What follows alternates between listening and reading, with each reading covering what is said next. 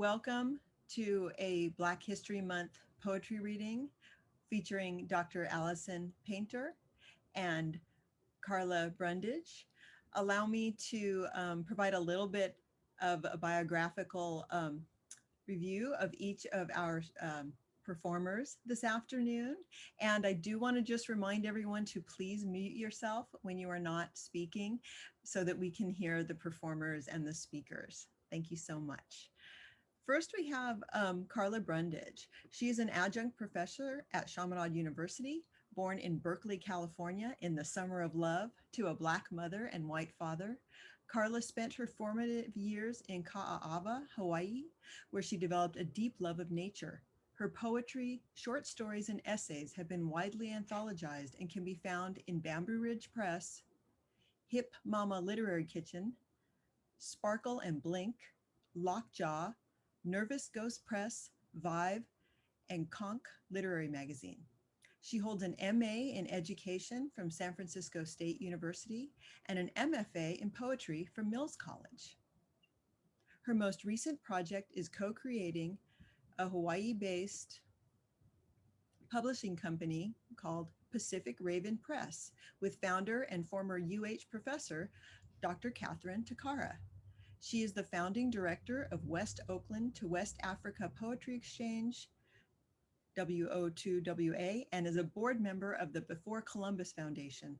Her work can be found at West Oakland to westafrica.com, as well as on http www.carlabrundage.com. And I will post those in the chat for you if you'd like to find out more about Karla. Our other speaker this afternoon is Dr. Allison E Francis. She is a professor of English and coordinator of the English department at Chaminade University of Honolulu in Hawaii. She teaches and publishes scholarship on a range of topics, which include Victorian literature, Scottish literature, theater and poetry, 19th century African American and Caribbean women's literature, voodoo in Haiti, and women's literature with a focus on science fiction and fantasy. She co-edited South Sea Encounters, 19th Century Oceania, Britain and America, published with Routledge in 2018, which includes her chapter, Ernest Hogan's Colored All-Stars Minstrel Show, A Case of Racial Discrimination in the Republic of Hawaii, and her chapter, Contextualizing Escape in the Neo-Slave Narratives of Shirley Ann Williams, Dessa Rose, and Octavia Butler's Kindred, which was published last year in Human Contradictions in Octavia Butler's Work by Springer. She is collaborating on a scholarly collection tentatively titled Scottish Literature and the South Seas, Cross-Cultural Connections. Dr. Francis is a performance poet and a playwright who completed an adaptation of James Weldon Johnson's novella, The Autobiography of an Ex-Colored Man. She also archived an 8-minute and 46-second play that commemorates the death of George Floyd called Chocolate Cake to the Breath Project in 2020.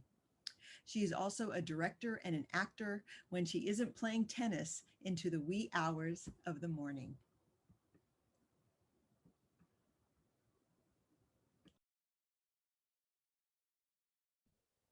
Thank you so much for inviting us here, Cheryl. I think Karla is going to now speak and explain what we're doing, and then we'll start our performance.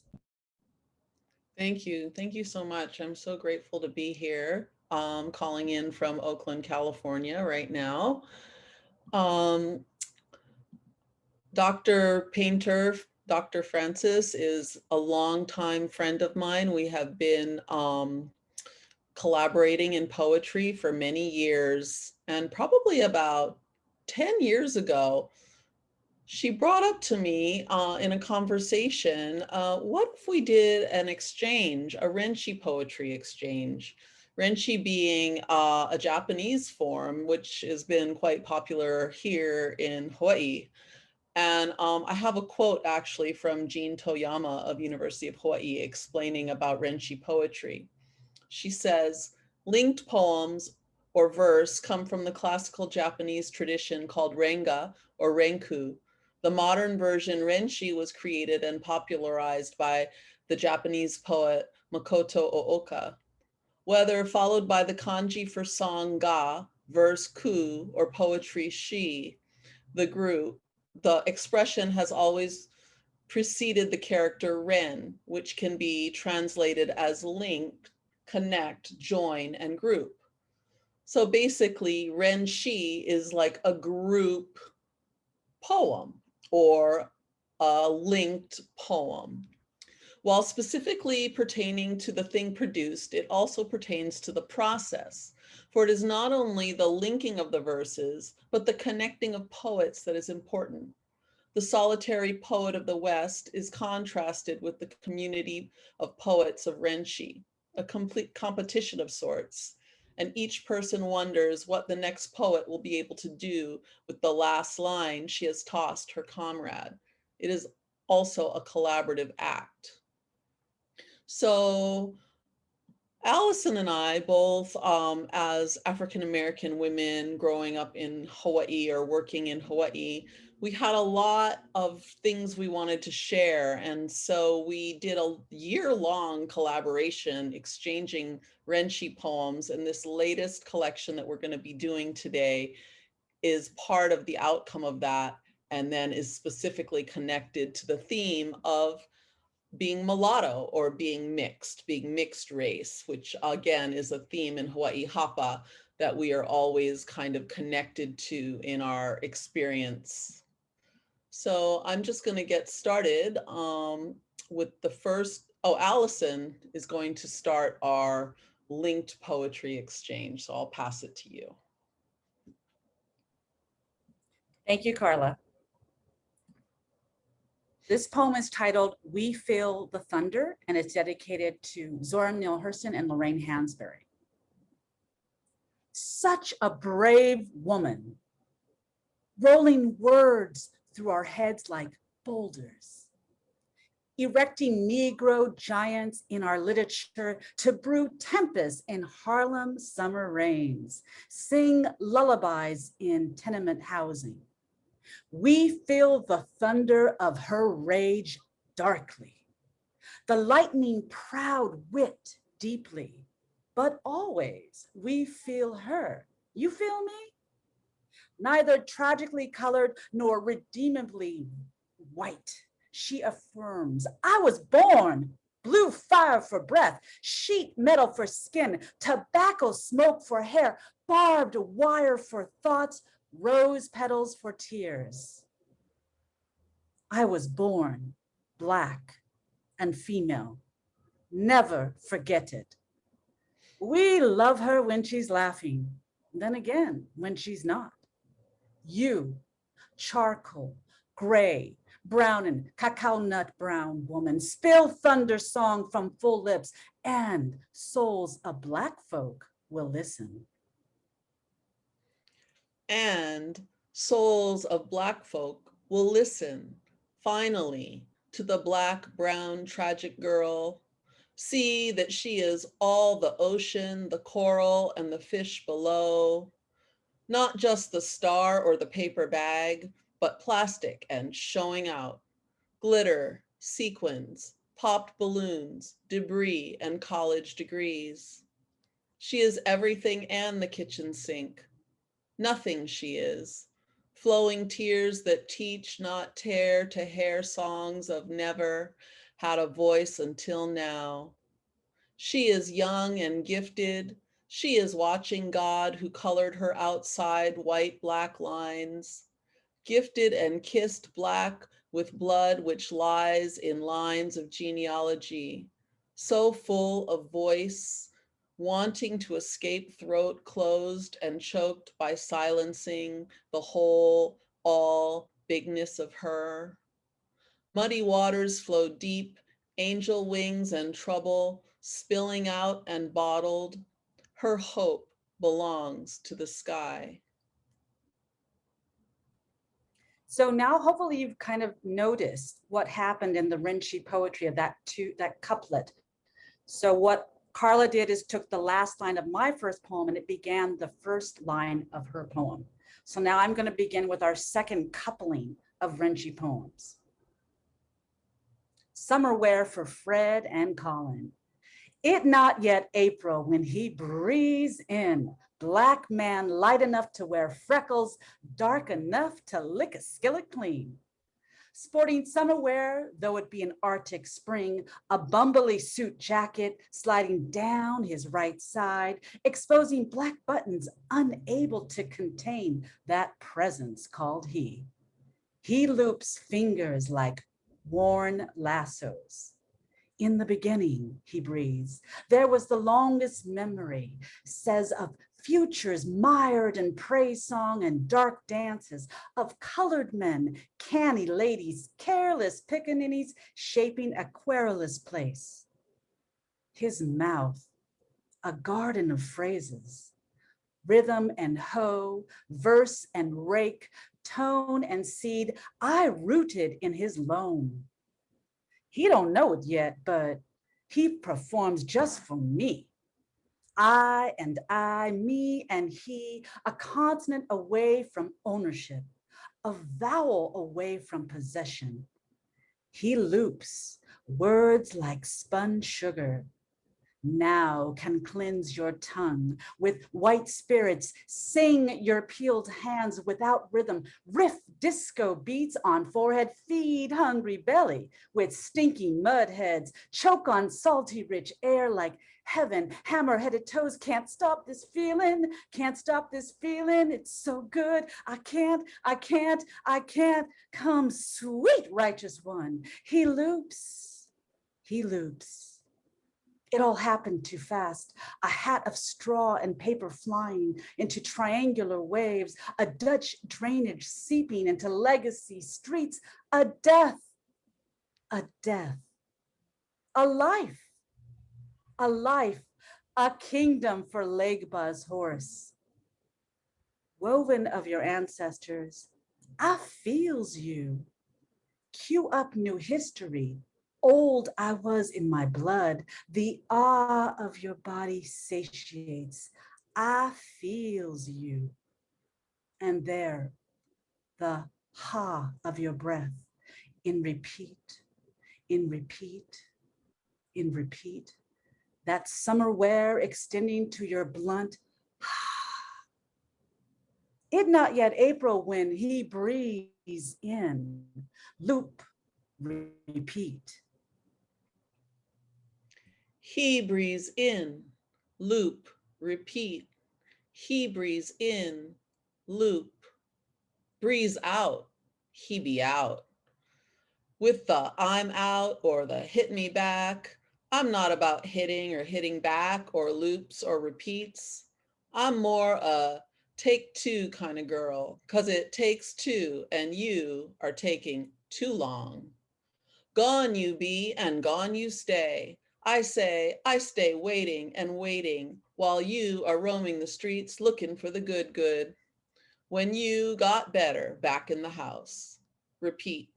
Me back in the house, on the wait, on the prowl of the phone text message line, waiting for the breeze to cool my hot, me burning with desire and rage and desire, and then breezy flutters in for a minute. Babe, I'll hit you back in a minute. So those were kind of fun love poems. And now we're going to move on to a few poems that are connected to exploring definitions of race, basically archaic terms for Black ethnicity, which have edged their way into modern culture and still struggle to define us. So in these poems, we're going to push back on some of these terms. This is called Not to be Confused with More. North Africans do not identify as Black. Some do not claim African. Protected by the white sands of the Sahara, a short boat ride from Spain, they claim nation, not continent. Berbers are Afro-Asiatic, self-name Mizagan, free people. More one, open, uncultivated, wild, an Othello of untamed beauty, a Moor preserved for shooting, a wasteland. Moor, too, mixed of Berber and Arab descent, Muslim and Moroccan, North African. Moor, 3, scattered, then tied to a dock, tethered, sold. Tethered, sold, down, down river, down Moses, down, drowned. People in such peril, others waiting for no white man's chains, the jumpers, fighters, the runners, suicides in flight, in purgatory, in judgment, in pretty bottles, blue urns, cardboard matchboxes. Don't go down no more, imperial subjects, colonial fruits. Don't ford another river, gorge, gulch. Don't fly into the swamp trees, hornets' nests. Return not to the promised land, but on to Guinea, to her, his, their, and To her, his, their ancestors. Grandpa is 1/2 Native American, but embodies Black. Grandma lives Black, but presents as white. What is my mom? And me? I am 1/2 that plus. I, whole white, wondering my 2 grandparents maybe add up to 1 full Black grandparent. So am I a quadroon? Great grandma Maud is a quadroon, her mama mulatto, her grandmama French. Octoroon? Why then do they call out mulatto? why then do they call out mulatto? Color, caste, castas, contempt, desire, temptation, resist. Always the same damn question. What are you? Mulatto, mixed African and white, Creole, Spaniards, and other whites born in the Americas, mestizo, mixed Amerindian and white, Zambo, mixed Amerindian and African mix, mixed, mixed, mixed. Neither high yellow nor red bone, Sambo nor Zambo. Octoroon, a concubine, quadroon, Laplaciage, passing for white, passing to the right, mulatto, mulatta, a moral dilemma, a social construct, an institution, a book, a Hollywood billboard, a tired ass music video, a tall tale of running barefoot on a moonless evening. Will she survive? Doesn't she always? Color, caste, contempt, desire, temptation, resist, resist. Resist, resist. Resist the temptation to be swallowed whole by the invisibility you fear most. You hybrid hibiscus, you yellow rose, you lemon lime, unduly delicious in your ambiguity. When they label you Sprite, you want to be Coke or tonic. Drink deeply, my love, of yourself and your roots, the Carolinas and the Orleans, the courtesan bonded in freedom, the trader and the landowner, women with sexual power, men who passed like Andre Rigaud, mulatto elite. Stand proud in the treachery of your skin color. Reach back and push forward, yellow gal. Do you deserve forgiveness for betraying mother and father both, for abandoning your own kin for your own survival? Embrace your savagery. Eat from the plate you were handed. Silver spoon yourself to sleep. Bid purity adieu.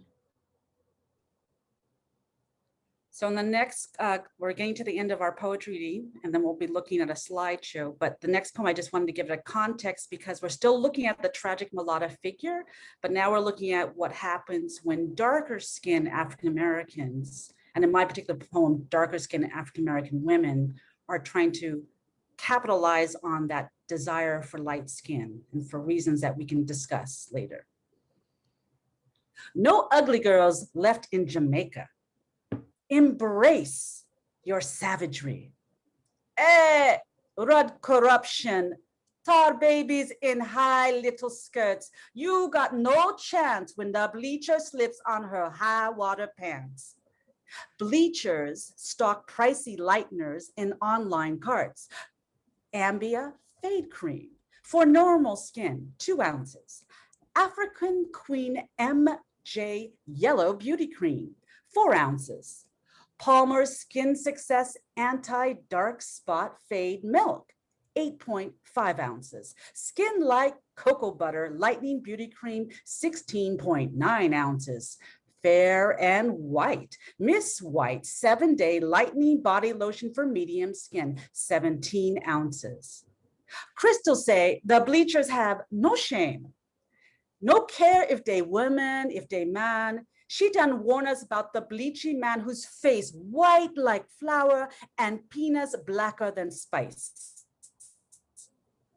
Beware, eager ladies, when the party lights go fluorescent, your bleached skin look like a pitchy patch, tie and dye clown in the daylight.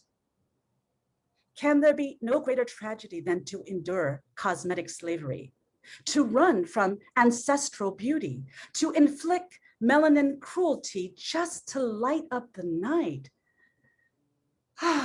And yet, light skin privilege is real. Caste still rules, color trances, trips, traps, turns and turns and turns our worlds. But now you see, this is why there are no more ugly girls in Jamaica. Why are there no more ugly girls left in Côte d'Ivoire, the Americas, and all of West Africa? It is the blurring of the lines, the passing, the pasting of the fade, the burning of the melanin, the erasure of the darkness. Stand in the light. Let me see you shine bright. Light, light, lighten, rub, rub, out damn spot. Darkness eradicated. At the concert, skin lightening cream is a party favor. Billboards tout beauty with no words, only images of young, successful, whitened Black women. One cannot tell. They look American, aspire to be more, to be American, aspire. Thank you. That concludes the reading part of our presentation. So now we're going to show a slideshow. And because we started late, I think Carla will probably be happy to answer questions as we go through the slides. Is that all right? Rather than just showing the slideshow and then waiting. Yeah, so as we go through the slideshow, go ahead and ask a question. Ask it, don't raise a hand, we may not see you. So I think if Dean Edelson, if you wouldn't mind. And thank you for all that virtual applause. We felt it, right, Carla?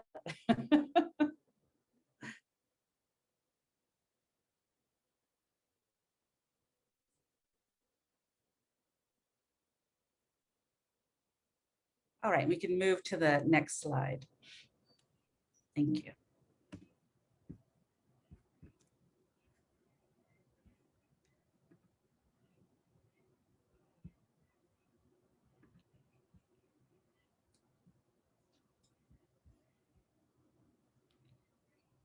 So this slide represents an image that I discovered of the different classifications of Black blood in the kind of colonial period, specifically in Spain. So you see mestizos and Espanol and Mulatta, and the different colorations that they have tried to depict in this early drawing. Next slide, please.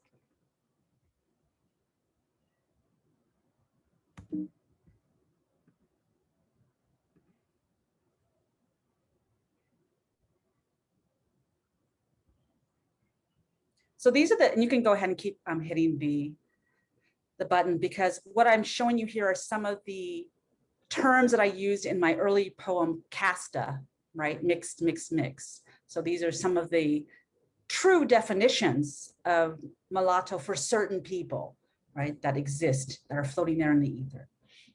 Next slide, please. And at any point, Carla, you're welcome to jump in as well. In this depiction of Caribbean women, you see the light-skinned women, some of them who did actually own slaves in the colonial period in different West Indian cultures that actually had an opportunity to live a kind of specialized life. And yet we see there's a strain, right, with the imagery of the dark and the lighter skinned Black woman.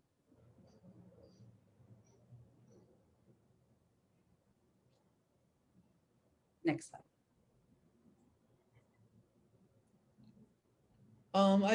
This slide here just shows some of the language in some of the poems I read, which were actually, I cited the sources of just basically where the definitions, the archaic definitions came from.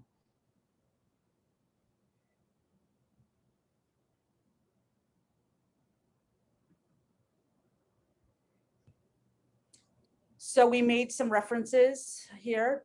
The tragic mulatta figure is very prominent in Uncle Tom's Cabin, Harriet Beecher Stowe's famous book, or infamous, depending on your perception of it, that apparently Abraham Lincoln said was the little lady who started the war, the Civil War.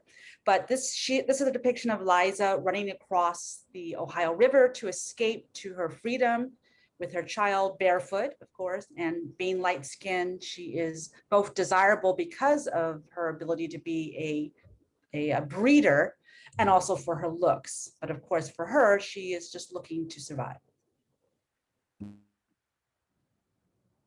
I think that, well, this is a picture of my mother and my father. My father taught at Iolani, so it looks like a picture in Hawaii a long time ago. But also in connecting to the other slide, just this idea of the tragic mulatto has a lot of treachery in it, which I brought up in one of the poems.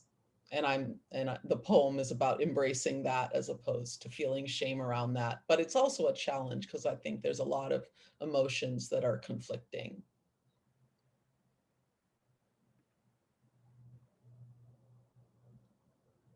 And this is a line from my poem. Am I one half that plus one whole white, wondering my two grandparents maybe add up to one full Black grandparent? So am I a quadroon?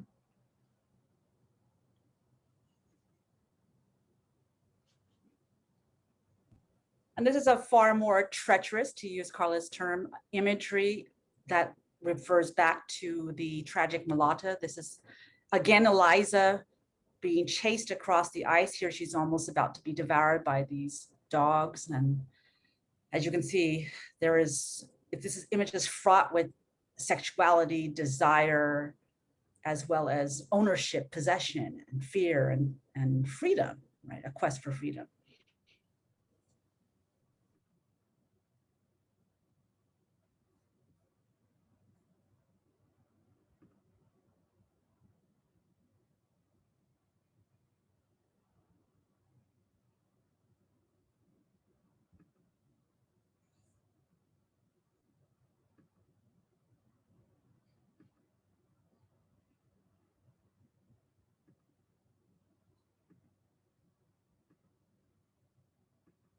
Part of my research for my thesis, I think this is your poem, Carla.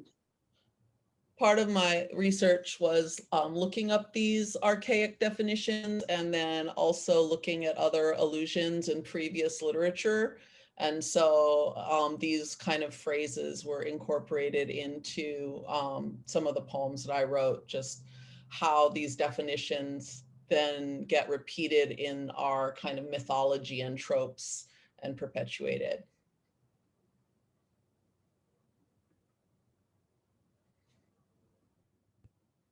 This refers to my poem, No Ugly Girls Left in Jamaica, the incredible depth and variety of skin lightening products available, not just in the US, but this image is from West Africa, I think even from Côte d'Ivoire, which Carla could speak to. And if you can go to the next image. Oh, maybe it didn't show up. Okay, but we can go back to that first image. Thank you, Cheryl. I had another image with an entire display from top to bottom of skin lightening creams in the US as well. So this is not something that is trivial. This is a real business and a desire to conform, to fit into the so-called standards of beauty, whether it's in the United States or Africa or in the West Indies and places like Jamaica, to what is the most preferable skin tone, designed to give you the privilege and the access. And with a lot of African Americans, that is the lighter skin tones have been historically, problematically listed as the most accessible.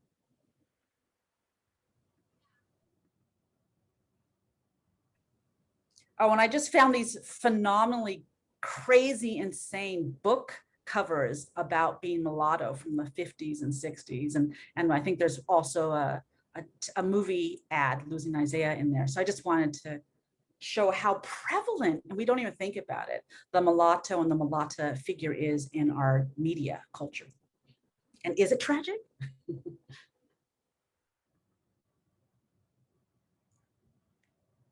Oh, that's the other one I wanted to show you. All right, I've already talked about this huge display of skin lightening creams available.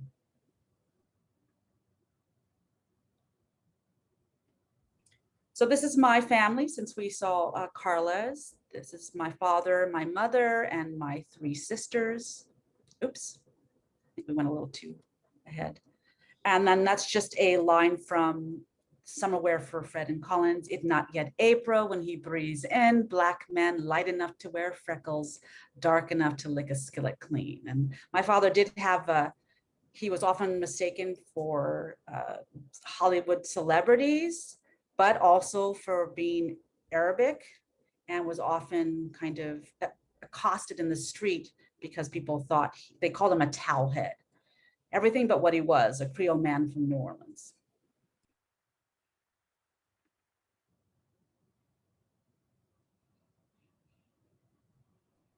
Carla, you want to speak to the? Oh, sure. So these are 2 images of this idea of passing for white, especially the quote here, I look white, I married white, and now I must live with a secret that can destroy us both. And then it's just very, this tragic mulatto stereotype, this idea that the life of the mulatto is tragic because the person will never know who they are and often is separated from one half of their ancestry in order to survive.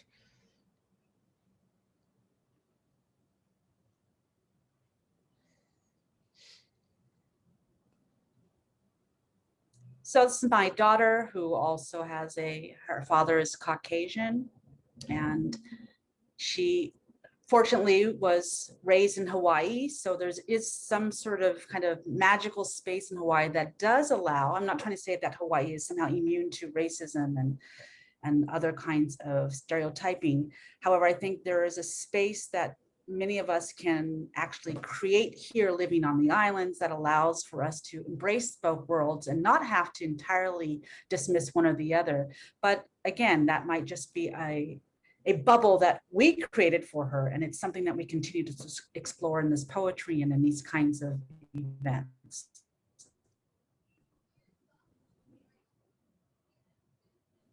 This is my father, my daughter, and I before my father passed away. My daughter's father is African American. We had a lot of generational trauma between the who married whom throughout the history.